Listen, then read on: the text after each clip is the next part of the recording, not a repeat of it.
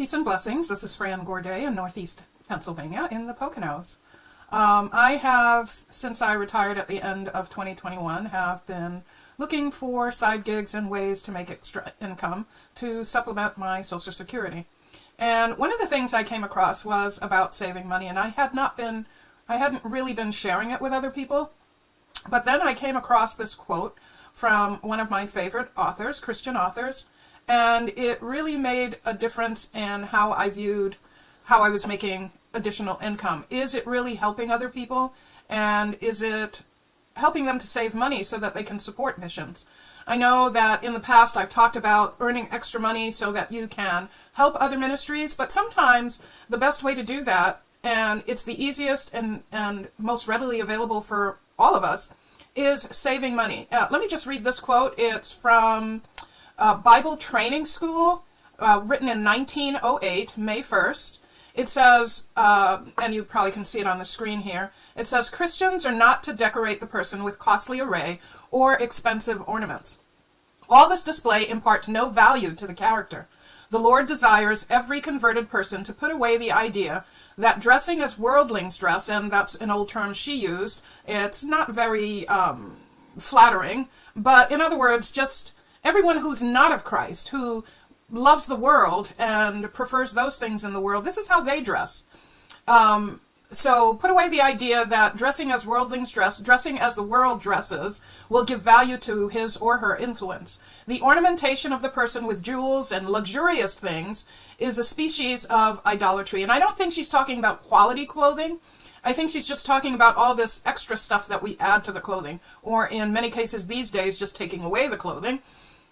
But, and then it costs an arm and a leg for a strip of cloth, so that's a whole other subject. This needless display reveals a love for those things which are supposed to place a value upon the person. It gives evidence to the world of a heart destitute of the inward adornment.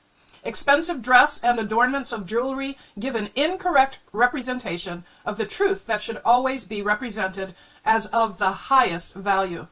An overdressed, outwardly adorned person bears the sign of inward poverty. So whatever you're professing, you're like those whitewashed sepulchres Jesus was talking about.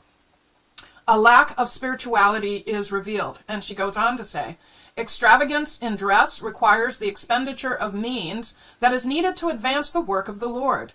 Extra ribbons and bows mean pennies and shillings spent needlessly. And I'll end with this quote. The trimming of ladies' hats with high-standing bows is a needless expense. We don't have much of that these days, at least not in the church that I used to attend in New York City. Maybe in churches where you go, they're still wearing these extra fancy hats. But still, you understand, it's this extra expense for looking prettier, lovelier, like a bird, etc. In the house of God, the over-trimmed hats are a positive annoyance. Yeah, I remember having to look over somebody's hat because I couldn't see. The congregation desire to see the face of the speaker as well as to hear his voice, but the ladies' hats with their high-standing ribbons and bows obscure the view. Many in the congregation may be seen peering this way and that way to get a glimpse of the speaker, but often their efforts are in vain. Their enjoyment of the services is marred, and the minister who observes all this is disturbed. Yeah, I never actually thought about it from the speaker's point of view, watching a bunch of people with their heads trying to peer over hats.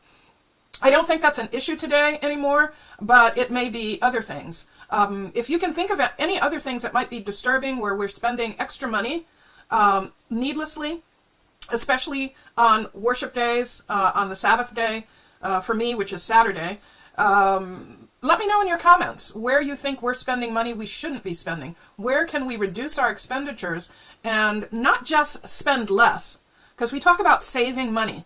If you're not doing anything with that extra that you saved, you're not saving, you're just spending less. So take those savings, actually set them aside. If you paid and I can't believe the gas prices, like today, I spent $3.59 a gallon for gas. That's 30 cents less than the gas station that's closest to me, because it's $3.89 where I am. Also, I use a gas savings card, so I saved an extra 20 cents per gas, so it's actually costing me $3.39 a gallon. So I can take that 50 cents and I can set it aside and use it for a ministry like 13th Sabbath offerings to support one of our sister countries in missions. So something to think about. Learning to save as a way of earning extra money, or instead of earning extra money to support ministry, you can save. You can actually use those savings to support ministries, and they do add up. So let me know your thoughts. What do you think? And if you're interested in a savings program that can save you money so you can support missions, I've put a link in the description below. And hopefully you will find it very helpful. You can save on prescriptions, you can save on gas, you can save on your cable bill. There's a bill savings program, a bill reduction program. So think of all those other ways that you can save. So my question to you is, what other ways is money being spent where it doesn't need to be spent, and where you could actually use that money better elsewhere? And the other is, where else would you like to save money? And can you set aside those savings? I think that's clear. If it's not, let me know. All right. Thank you very much. Have an awesome day.